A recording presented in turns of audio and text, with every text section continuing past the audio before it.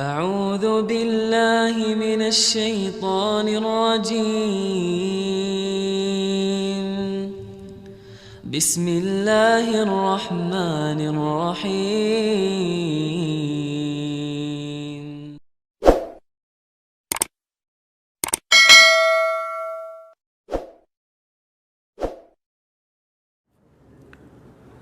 Assalamualaikum warahmatullahi wabarakatuh. Innal hamdalillah nahmaduhu wa nasta'inuhu wa nastaghfiruh wa natubu ilayhi wa na'udzu bihi min shururi anfusina wa min sayyiati a'malina.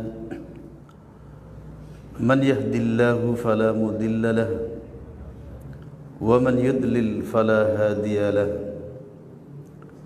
Wa ashhadu an la ilaha illallah wahdahu la syarika lah wa ashhadu anna Muhammadan abduhu wa rasuluh.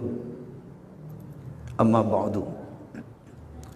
Para jamaah Masjid Al-Muttaqin Surabaya yang dimuliakan Allah Subhanahu wa taala, kita lanjutkan kajian kitab tafsir Ibnu Katsir. Kita telah sampai pada surah At-Taubah ayat 69. Kita bacakan ayatnya. A'udzu billahi minasy syaithanir rajim.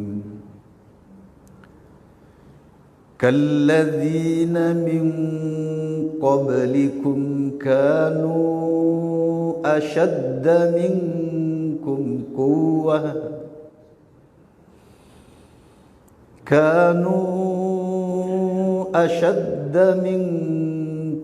quwwatan wa aktsara amwalan wa aulada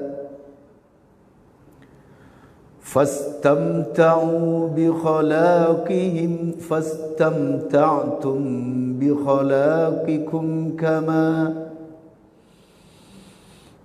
istamta'a alladhina min qablikum bi khalaqihim wa khudtum kalladhi khadu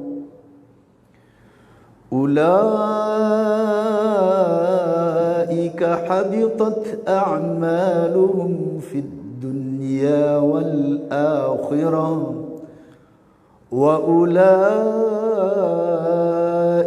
humul khasirun. Artinya, keadaan kamu hai orang-orang dan muslimin adalah seperti keadaan orang-orang yang sebelum kamu. Mereka lebih kuat daripada kamu dan lebih banyak harta benda dan anak-anaknya daripada kamu. Maka mereka telah menikmati bagian mereka, dan kamu telah menikmati bagian sebagaimana orang-orang yang sebelummu menikmati bagian. Dan kamu mempercakapkan hal-hal yang batin sebagaimana mereka mempercakapkannya. Mereka telah menganggapnya menjadi sia-sia di dunia dan di akhirat, dan mereka itulah orang-orang yang merugi. Pada ayat ini kita mengambil sebuah tema, dampak buruk mengikuti sunnah-sunnah ahlul kitab. Allah Subhanahu wa taala berfirman, kalladzina min qablikum kanu ashadda minkum quwwatan wa aktsara wa aulada. Keadaan kamu hai orang-orang munafik dan orang-orang musyrikin adalah seperti keadaan orang-orang yang sebelum kamu. Mereka lebih kuat daripada kamu dan lebih banyak harta dan anak-anaknya dari kamu. Fastamta'tum bi khalaqihim fastamta'tum bi khalaqikum kamastamta'al ladzina min qablikum bi khalaqihim wa khuttum kalladzi khadu. Maka mereka telah menikmati bagian mereka dan kamu telah menikmati bagian kamu, sebagaimana orang-orang sebelummu menikmati bagiannya, dan kamu mempercakapkan hal yang batil sebagaimana mereka mempercakapkannya. Ulaika habitat a'maluhum fid dunya wal akhirah. Mereka itu amalannya menjadi sia-sia di dunia dan akhirat. Wa ulaika humul khasirun. Dan orang-orang yang merugi. Para jamaah yang dimuliakan Allah Subhanahu wa taala, pada ayat ini Allah menjelaskan tentang orang-orang munafik, orang-orang musyrik, orang-orang musyrikin. Mereka mengikuti gaya-gaya hidup orang-orang sebelum mereka. Dari siapa? Dari ahlul kitab. Ahlul kitab yang dimaksud siapa? Yahudi dan Nasrani. Di dalam hadis lain ketika Nabi bercerita tentang dampak buruk mengikuti sunnah-sunnah orang-orang sebelum kita, Nabi ditanya, apakah mereka itu adalah Rom yang dimaksud ya Rasulullah? Kata Rasulullah, siapa lagi? Karena para jamaah pada perjalanan Islam dan muslimin, kendala itu sudah sungguh luar biasa. Kendala musuh-musuh yang dihadapi sangat besar. Termasuk diantaranya sunnah-sunnah kaum Yahudi, sunnah-sunnah kaum Nasrani, yang kemudian mengikuti juga sunnah-sunnah orang-orang Rom, kaum filsafat, dan sunnah-sunnah kaum Majusi, yang kemudian sepeninggal Rasulullah dan para sahabatnya bermuncullah fitnah yang banyak sekali. Ketika di masa Rasulullah, para jamaah, syaitan tidak bisa berbuat apa-apa untuk merusak kebenaran. Kenapa? Musuhnya terlalu berat. Siapa? Rasulullah sallallahu alaihi wasallam, di mana di antara kekuatan Rasulullah itu beliau ada mukjizat dari Allah yang bisa mengalahkan, dan Rasulullah senantiasa didampingi oleh wahyu dari Allah. Setiap mereka berbuat kesalahan atau memiliki pendapat yang sifatnya merusak, wahyu turun. Setiap ulah kaum munafikin yang ingin merusak dari dalam, wahyu turun. Setiap ulah kaum musyrikin yang ingin menyerang kaum muslimin, wahyu turun, dan begitu seterusnya. Begitu setelah itu digantikan oleh masa para sahabat. Sepeninggal Rasulullah SAW, syaitan, musuh-musuh kebenaran, harus berhadapan dengan para sahabat. Lagi-lagi para sahabat pun musuh yang terlalu tangguh, terlalu kuat. Karena para sahabat adalah murid langsung Rasulullah SAW yang telah diajarkan bagaimana komitmen yang baik dan benar terhadap agama ini. Sahabat terlalu kuat, para jamaah. Lalu kemudian sahabat berguguran sampai kemudian berkuranglah jumlah para sahabat. Kemudian syaitan menemukan cara untuk menghancurkan kebenaran, yaitu dengan politik divide et impero. Apa itu artinya kira-kira para jamaah? Politik memecah belah. Seperti munculnya Abdullah bin Saba. Abdullah bin Saba ini pendeta Yahudi yang pura-pura masuk Islam. Karena para jamaah, dalam sejarah Umar bin Khattab mampu mengalahkan Mesir sehingga menjadi muslim. mampu mengalahkan Yunani, mampu mengalahkan Persia. Karena Persia saat itu juga negara adik kuasa, Romawi dan Persia. Negara adidaya saat itu dua para jamaah di zaman itu, Romawi dan Persia. Dua-duanya dapat ditaklukkan di masa Umar bin Khattab. Maka kemudian tiga kekuatan ini antara Yahudi, Nasrani dan Persia, agama Majusi, dendam berat terhadap Islam, dendam berat terhadap Umar. Maka kemudian tiga kekuatan ini membetullah koalisi ide yang kemudian muncullah Syiah. Syiah para jamaah sepanjang sejarah musuh kebenaran, bahaya laten yang harus kita perhatikan dan tidak boleh dipandang remeh. Sejak munculnya Abdullah bin Sabah inilah umat Islam pecah, baru pecah. Ternyata kebenaran itu mudah dipecah oleh politik pecah belah. Kebenaran selama itu dihadapi dengan pedang tidak pernah bisa dikalahkan. Maka mereka mempunyai pikiran Islam dan umat Islam selama ini tidak bisa dihadapi dengan pedang. Maka dihadapi dengan akidah pecah belah tadi dan akidah tasyayyu. Tasyayyu itu pura-pura berpihak tapi menikam dari dalam. Itulah agama Syiah.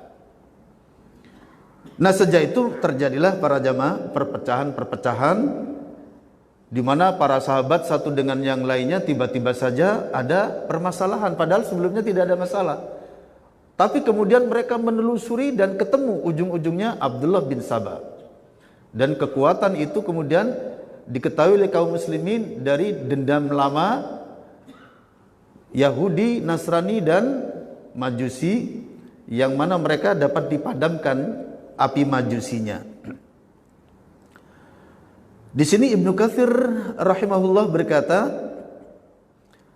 yaqulu ta'ala, Allah Ta'ala berfirman, asaba haula'i min adzabillahi fid dunya wal akhirah, di mana pada ayat ini yakni At-Taubah ayat 69 telah dan akan menimpa siksa Allah kepada kaum munafikin dan kaum musyrikin. Fid dunya, di dunia dengan kekalahan-kekalahan dalam peperangan, wal akhirah, dan di akhirat nanti jelas. Di akhirat nanti jelas. Kalau di dunia kekalahan itu bisa berupa kalah perang, kalah ideologi, kalah ekonomi, kalah politik bisa di dunia. Umat Islam juga demikian, terkadang di atas dalam hal ini, terkadang di bawah. Sebagaimana hal itu diterangkan secara lengkap oleh Syekhul Islam Ibn Taimiyah rahimahullah, bahwasanya umat Islam terkadang di atas, menang, menguasai. Sebagaimana di awal-awal Islam selalu di atas. Suatu ketika umat Islam di pertengahan. Suatu ketika umat Islam di bawah. Artinya kalah total. Kapan itu kira-kira ya? Kira-kira kapan itu kira-kira para jamaah? Saya merasakan kok sekarang itu. Jadi masa kita sekarang sepertinya yang diisyaratkan oleh Ibnu Taimiyah. Itu hampir di seluruh belahan dunia itu. Bukan hanya Indonesia kita saja. Bukan hanya di Indonesia kita. Di mana-mana. Terutama Timur Tengah, Irak, Persia, kemudian Palestina, Mesir, Yaman, selalu dijadikan latihan perang. Saya katakan itu dijadikan latihan perang oleh orang-orang kafir. Dan itu sudah terjadi dalam kira-kira setengah abad yang berjalan ini. Mulai dari Bosnia sampai kepada Irak, sekutu melawan Irak, kemudian terjadilah sekarang ini Suriah, ini dijadikan latihan perang para jamaah. Ya, terkadang mereka mau jual senjata yang dipakai untuk latihan Timur Tengah gitu. Ya, negeri-negeri Islam yang ini.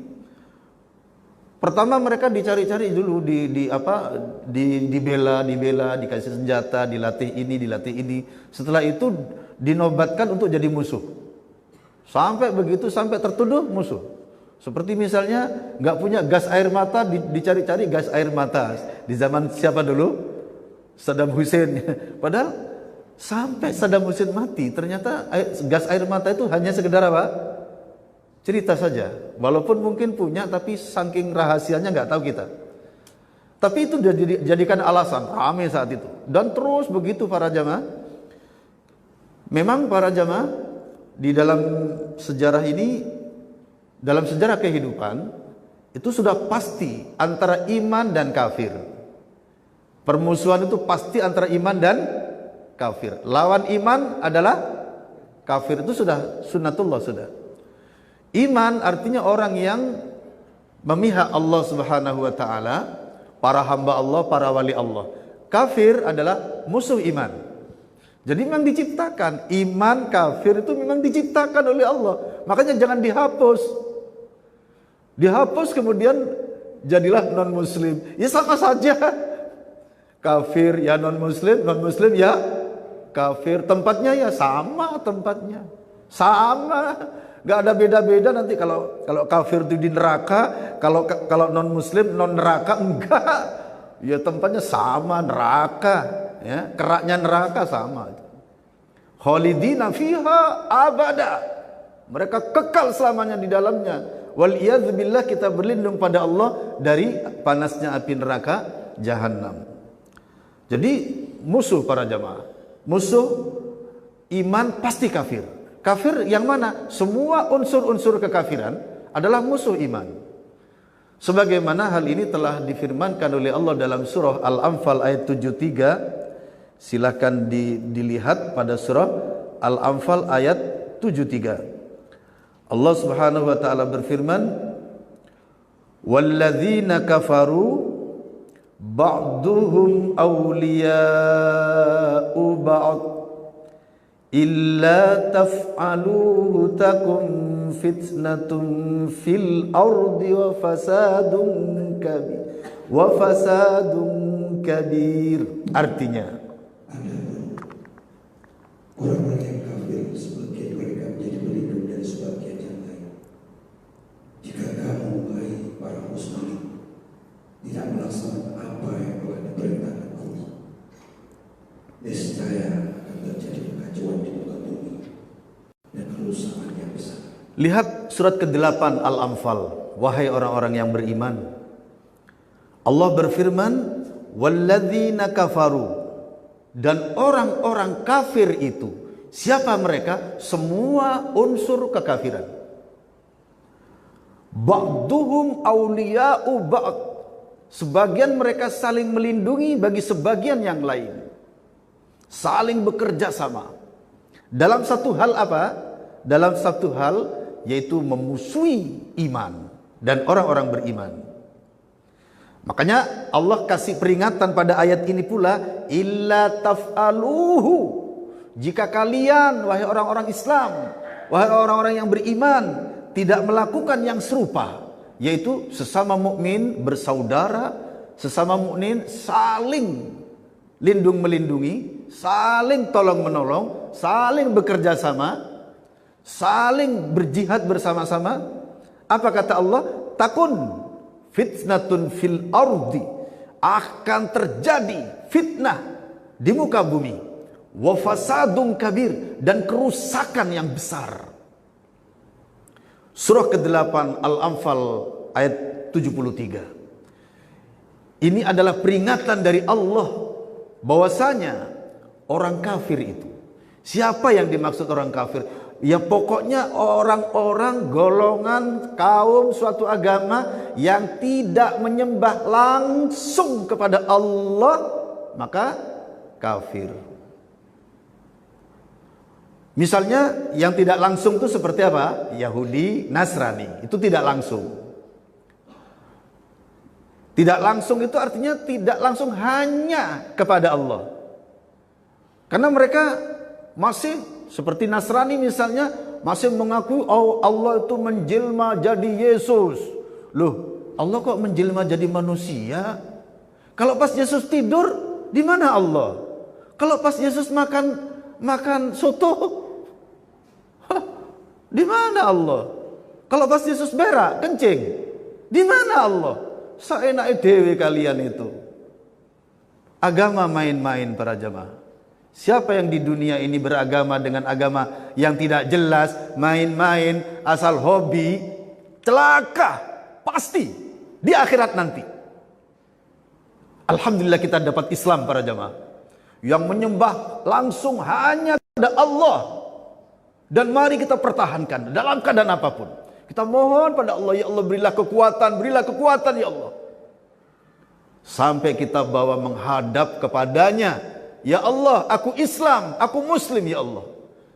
Inilah yang kita harapkan. Ingat Allah, siapa yang dimaksud oleh Allah kafir di sini? Semua orang-orang golongan apapun yang tidak menyembah langsung kepada Allah, kafir dia. Makanya kafir dibagi dua dalam masalah ini para jamaah. Kafir dadakan dan kafir murni. Kafir dadakan itu yang musyrik, nyembah Allah ning juga nyembah Yesus. Lah ini kafir dadakan ini. Jadilah mereka kafir musyrikin. Seperti orang-orang Mekah, orang-orang Quraisy saat itu yang dihadapi Rasulullah. Mereka juga nyembah Allah, tapi juga menghadap ke Manat, Lata, Uzza, berhala-berhala mereka.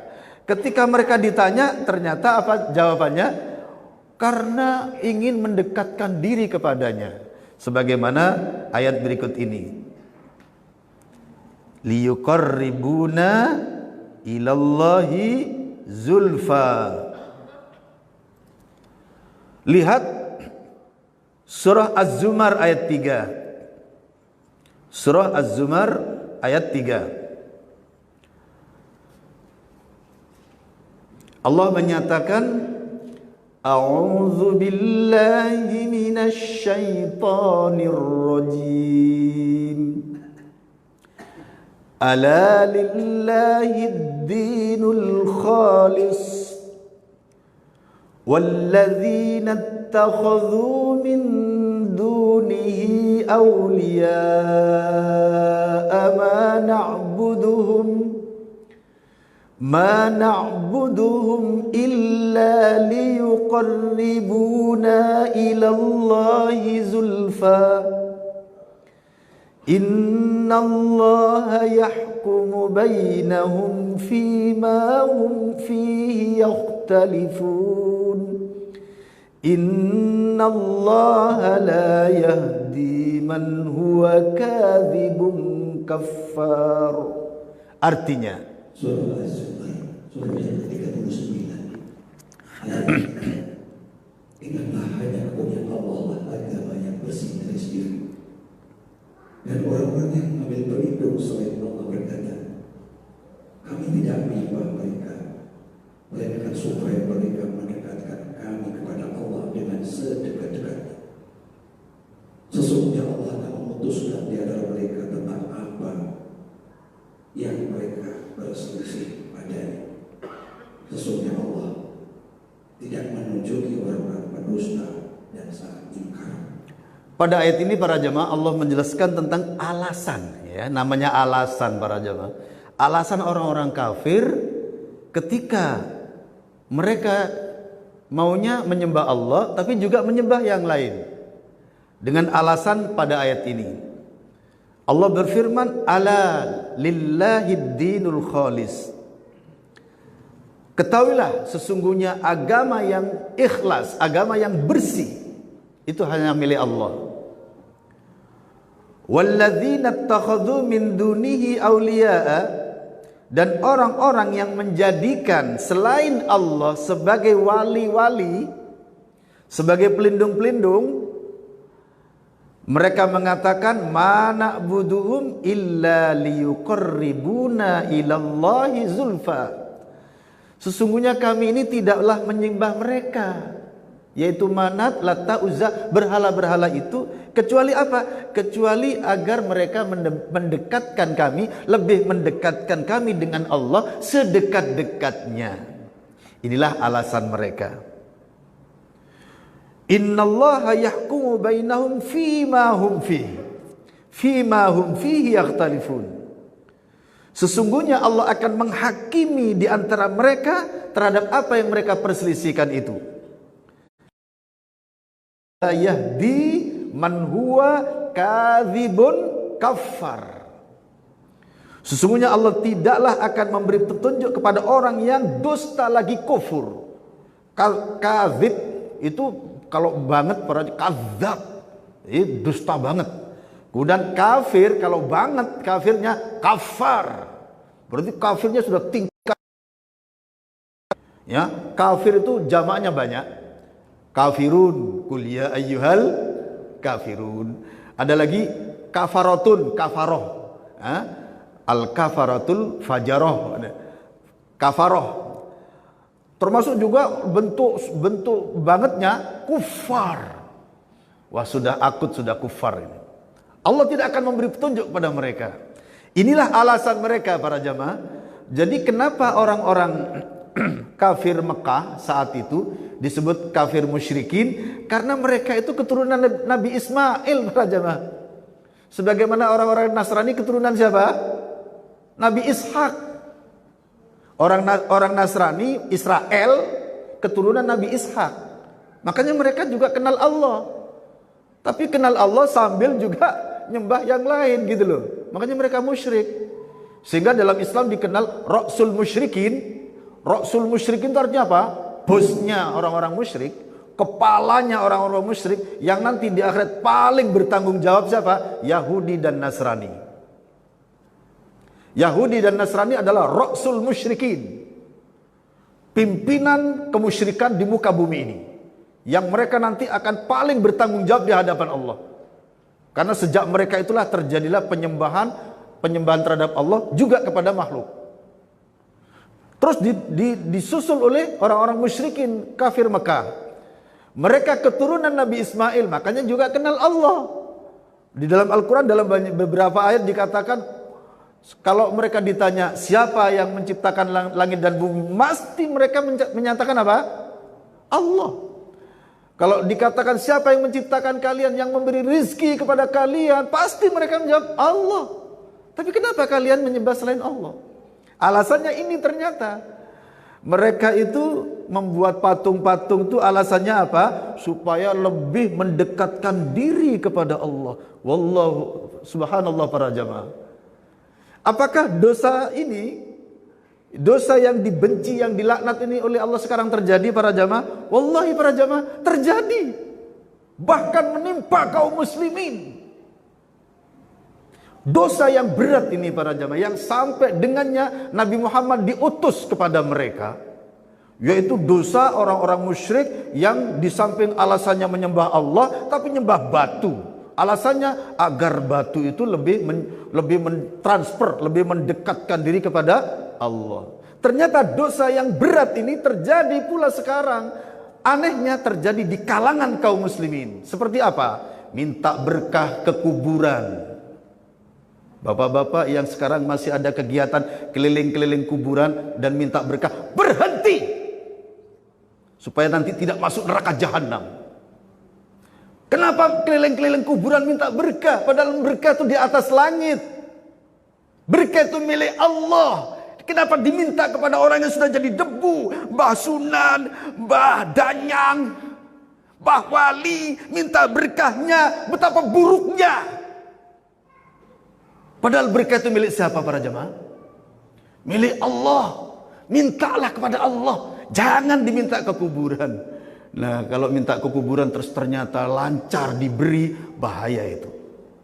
Mbah Sunan, Mbah Wali, Mbah Danyang, saya datang di sini minta berkah Mbah Danyang. Ternyata setelah itu lancar, cair semua, tender-tendernya cair. Apakah karena diridhoi? Tidak, pasti tidak. Karena itu cara yang salah. Caranya sudah salah, maka tidak para jamaah. Walaupun itu kenyataan. Tapi itu masuk kepada apa? Istidraj. Oleh Allah dia apa? Dilulu. Dilulu itu kalau bahasa Indonesianya apa para jemaah? Dilulu. Bukan benar, enggak benar itu. Tapi karena kata Allah, orang ini kok mintanya minta salah jalur begini, akhirnya dikasih betul supaya tambah kuat. Akhirnya apa? Tambah mantep. Berarti badan yang ini benar-benar barokah begitu. Berarti Mbah Wali ini benar-benar barokah. Malah ternyata yang saya tuh, wallahi para jamaah, saya dulu juga pernah. Ya, saya pernah para jamaah, saya masih di Malang Selatan, belum tahu Surabaya itu kayak apa. Pertama kali datang ke Surabaya, ke Sunan para jamaah. Minum air digentong itu, rasanya gak enak. Tapi karena memang yakin bahwa ini kayak jam-jam gitu, tak minum tuh. Habis minum mau muntah para jemaah. Tapi tak tahan, ini berkah gitu. Dulu pernah para jemaah, saya jadi ketua Qori Malang Selatan saat itu. Terus anak buah saya ajak ke makam Sunan gitulah. Sunan apa nggak tahu saya ini. Minta berkah, datang di antara anggota saya tuh nangis. Saya waktu itu bawa Gus yang ngimami, ambil nangis para jamaah. Wallahi para jamaah. Sekarang ternyata dosa yang paling disatroni oleh Allah sampai Nabi yang terakhir, Nabi akhir zaman, Nabi seluruh alam diutus di situ. Ternyata dosa ini sekarang banyak menimpa kaum muslimin. Banyak rombongan, ditulis rombongan Ahlus Sunnah wal Jamaah, misalnya Malang misalnya, atau Ponorogo misalnya, Mojokerto misalnya, dalam rangka tabarukan, minta berkah di kuburan. Wallahi, ini adalah dosa yang sangat besar dan tidak pantas orang Islam melakukan seperti itu. Orang Islam itu punya akidah. Loh, kenapa akidah ini belum sampai kepada mereka gitu loh? Padahal akidah kita mengatakan apa? Minta berkah kepada selain Allah musyrik. Itu terjadi. Saya sampai heran para jamaah, loh kenapa mereka nggak ngerti? Ya akhirnya kembali ke diri saya dulu. Kenapa dulu kamu juga nggak ngerti? Memang para jamaah, ketika umat Islam keislamannya tidak terfokus kepada Quran dan Sunnah, pasti banyak kesalahan para jamaah. Satu-satunya jalan untuk mencapai ridho Allah memang dua ini pintunya, Quran dan Sunnah. Kalau Islamnya sudah tidak terfokus kepada Islam dan Sunnah, tidak terfokus itu seperti apa sih para jamaah? Ya seperti kenyataan yang adalah di zaman para sahabat dulu ada umat Islam tidak terfokus. Islam tapi versi Khawarij. Nah kan gitu, ini namanya tidak terfokus. Islam kok melalui pintu Syiah, ini tidak terfokus. Islam melalui pintu Mu'tazilah, yang ada debat. Kenapa? Menurut mereka kalau nggak sesuai dengan akal pasti salah. Itu seperti itu. Terus berakhir Islam melalui pintu tarekat Sufi. Akhirnya waduh, selawatan sambil apa? Kemarin di Facebook itu ramai itu selawatan di gereja. Itulah dampak daripada masuk Islam melalui tarekat Sufiyah. Bapak-bapak menyaksikan gak waktu kemarin 25 Desember banyak para santri baca selawat di gereja? Betul gak kira-kira? Jangan-jangan hanya saya tok yang lihat ini. Kalau saya tok yang lihat nanti wah. Wallahi para jamaah, ada tari-tarian sambil lir wusumi lir, setelah itu salatullah assalamullah di gereja. Kemudian ada kiainya, ustadznya ceramah. Di samping mengucapkan assalamualaikum warahmatullahi wabarakatuh, salam sejahtera, hom apa itu? Hom santias. Oh iya gitu lah gitu. Wallahi para jamaah, ini sudah kerusakan ini, bahaya. Umat Islam sekarang diambang bahaya. Kalau tidak memperkuat akidahnya, maka bahaya para jamaah. Islam punya akidah. Saya juga heran, kenapa akidah Islam belum sampai kepada mereka? Saya berpikir, mungkin salah masuk. Salah masuk itu kalau ibaratnya orang KPU itu apa para jamaah? Salah masuk itu para jamaah.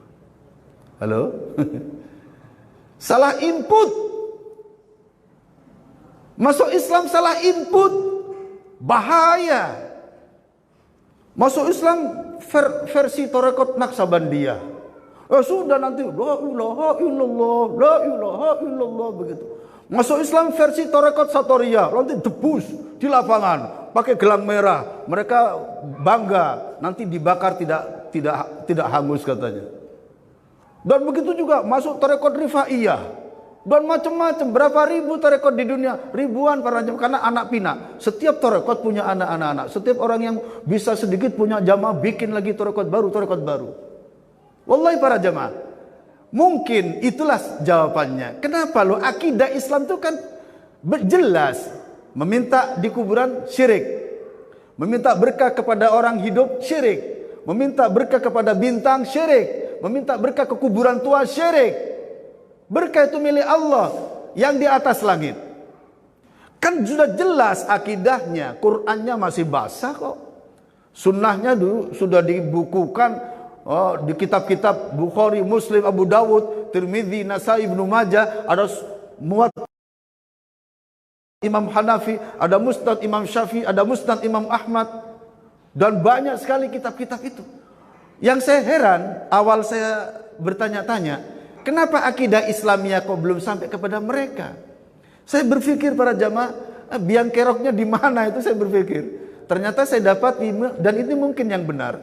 Karena banyak umat Islam memasuki Islam bukan dari pintunya yang sebenarnya. Pintu yang sebenarnya Islam apa? Quran dan Sunnah. Lihat surat ke-47 surah Muhammad ayat 33.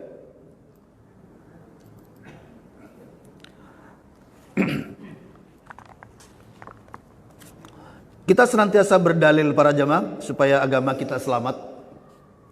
Allah Subhanahu wa taala berfirman, A'udzu billahi minasy syaithanir rajim. Ya ayyuhalladzina amanu atii'ullaha wa atii'ur rasul wa la tubtilu a'malakum. Artinya, Hei orang yang beriman, taatlah kepada Allah dan taatlah kepada dan janganlah kamu merusakkan pahala amal kamu. Allah berfirman, ya ayyuhalladzina amanu, wahai orang-orang yang beriman, atiullaha, taatlah kalian pada Allah, wa atiur rasulah, taatlah kepada Rasul, wala tubtilu a'malakum, jangan kalian rusak amal-amal kalian. Ayat ini jelas para jamaah. Kalau Islam yang kita amalkan tidak mengandung dua unsur ini, unsur atiullah yaitu ikhlas kepada Allah sesuai dengan Al-Quran, dan tidak ada unsur atiur rasul yaitu mengikuti sunnah-sunnahnya atau sesuai dengan hadis, maka Allah katakan apa? Batal, rusak amal kalian.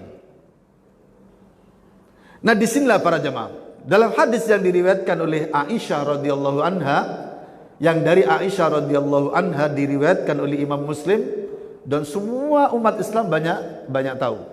Di mana kata Rasulullah, man amila amalan laisa alaihi amruna fahuwa raddun.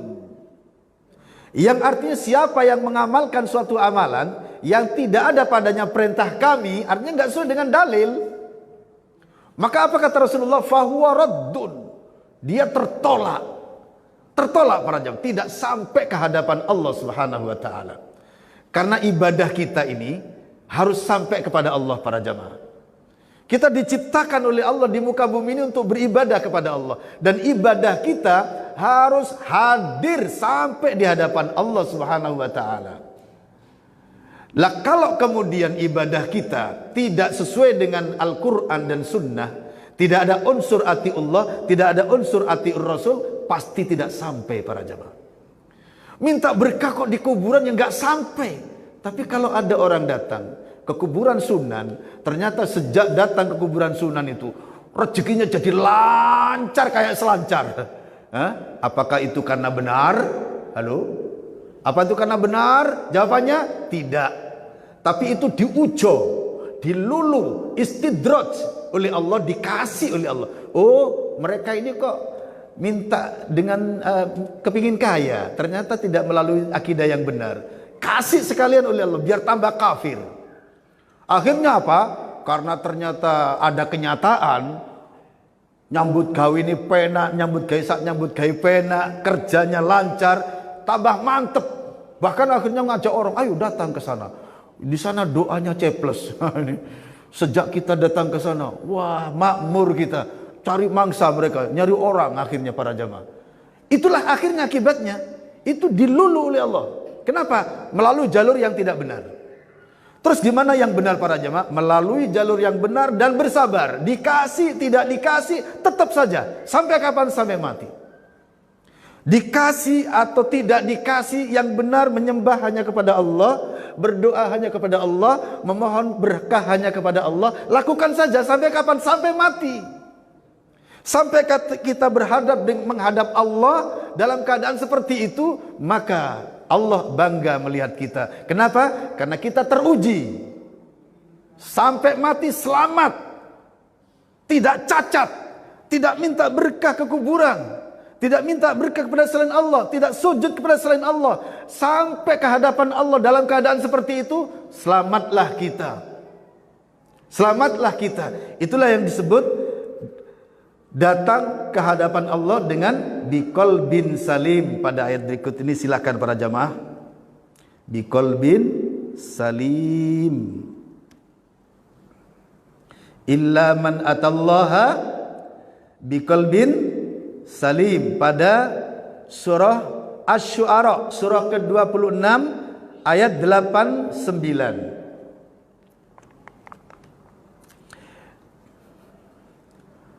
Ketika Allah menyatakan yauma la yanfa'u malu wala banun illa man atallaha biqalbin salim wa uzlifatil jannatu lil muttaqin. Artinya surah Asy-Syu'ara mulai dari ayat 88 sampai ayat 90.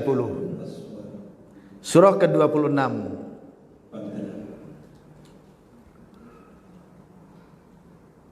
Surah yang ke-26 ayat 88. Yaitu di hari harta dan anak-anak laki-laki tidak berguna kecuali orang-orang yang menghadap Allah dengan hati yang bersih. Yang ke-90 ayat yang ke-90, dan di hari itu didekatkanlah surga kepada orang-orang yang bertakwa. Lihat para jamaah, Allah berfirman, yauma la yanfa'u malun wala banun. Di hari nanti, di hari kiamat, tidaklah bermanfaat harta, anak-anak, tidak ada yang manfaat para jamaah. Kecuali siapa? Illa man atallaha biqalbin salim. Kecuali barang siapa yang datang menghadap Allah dengan hati yang selamat. Wa uzlifatil jannatu lil muttaqin. Dan Allah dekatkan surga itu bagi siapa? Bagi orang-orang yang bertakwa. Mari para jamaah, jalani hidup ini di atas jalan yang benar. Jalan yang benar itu artinya melalui pintu yang benar. Pintu kebenaran hanya ada dua para jamaah. Pintu kebenaran hanya ada dua, Quran dan Sunnah. Barang siapa yang memasuki Islam melalui pintu yang benar dan tidak memasuki pintu-pintu yang lainnya, yaitu Al-Quran dan Sunnah, maka insya Allah akan datang menghadap Allah dengan biqalbin salim, dengan hati yang alamin. Mari kita tutup pertemuan kita dengan doa kafaratul majlis. Subhanakallahumma wa bihamdika asyhadu an la ilaha illa anta astaghfiruka wa atubu ilaik. Assalamualaikum warahmatullahi wabarakatuh.